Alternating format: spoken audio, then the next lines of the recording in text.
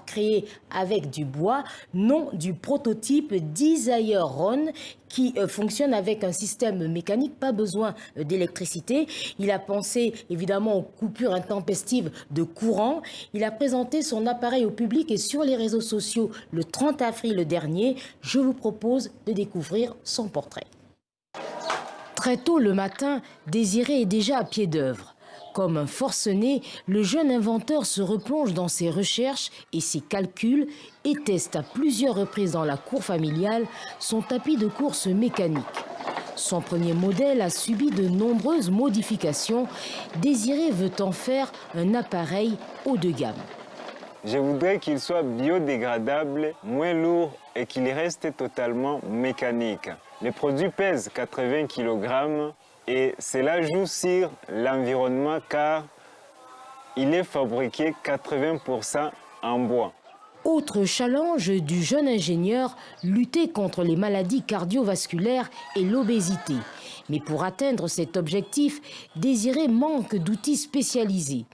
Après avoir planché sur de nouvelles techniques, il se rend quotidiennement dans un atelier de menuiserie pour peaufiner son prototype. L'occasion pour lui de travailler en équipe, mais cette collaboration a un coût.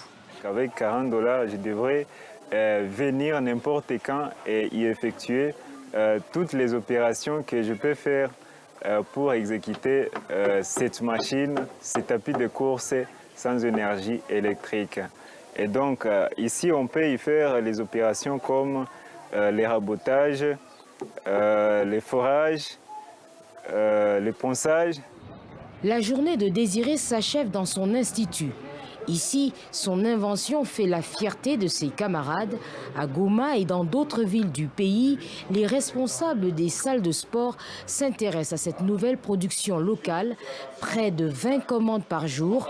Mais malgré cette soudaine notoriété, ce jeune ingénieur a décidé de poursuivre ses études après avoir décroché en novembre dernier son diplôme de premier cycle en électromécanique. Ici à l'ISTA, j'ai continué à poursuivre les cours pour l'obtention de mon diplôme de licence, en fait d'améliorer mes performances. Désiré Kabengele espère dans les prochains mois rencontrer un investisseur pour améliorer sa production et sa distribution. Ce passionné de course vise à moyen terme le marché africain. Voilà, merci Lise-Laure. Je vous dis à demain. À demain.